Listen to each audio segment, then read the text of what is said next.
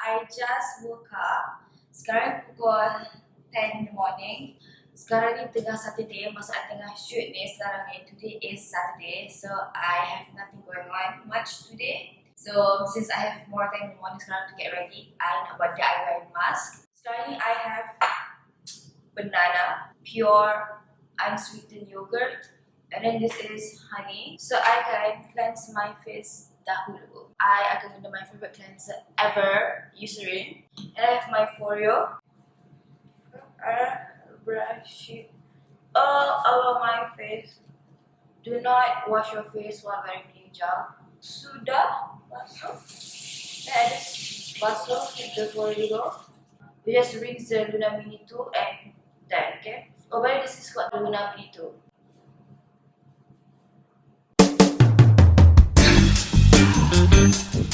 Half of the banana, put it in here, and kita take a fork and mash it, okay? Mash it, dia sama macam ni. So seterusnya kita ambil yogurt.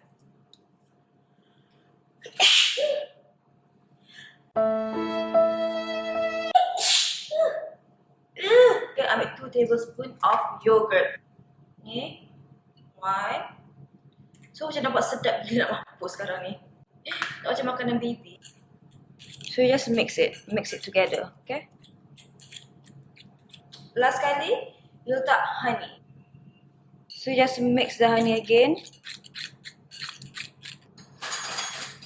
You know what? Jom kita rasa. Let's rasa. Yogurt, honey, and banana. Oh my god. Sumpah sedap nak mampus.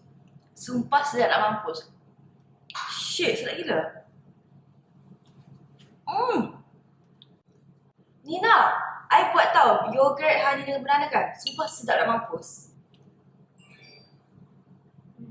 Sedap kan? Buat lah mas. Sedap kan? Ni breakfast je. Ni sumpah sedap tu. Ni ada half lagi, tengok lagi. Sedap ah. Kan? Oh my god. Coffee je. Dia ada kopi ke belum? Oh my god, I cannot start eating this sebab sedap mampus.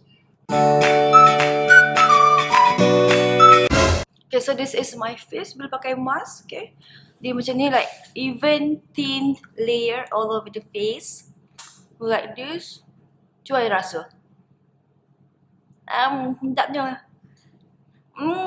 So nice. So while waiting for the mask to dry and so I can rinse it off, I can makan breakfast. I punya mask. So ni jimat, okay. Sambil pakai mask sambil breakfast. Makan di rumah, okay.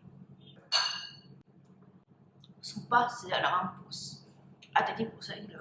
Mukbang kemas.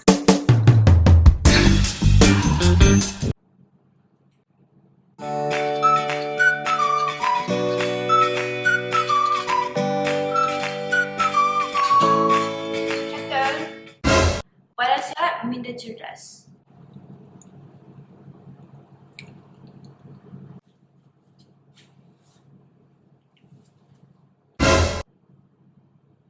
Okay, so dah 15 minutes dah.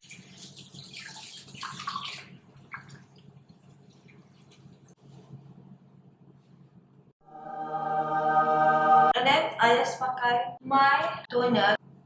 Okay, nak pakai toner Lancome Tonic Comfort. And then I ambil my Clinique yang memang dah habis-habis day.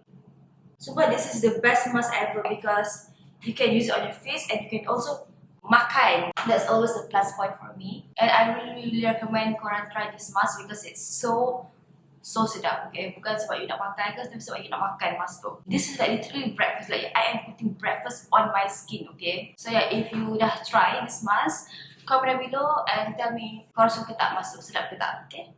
So I'll see you in my next video. Please subscribe. Love you so much.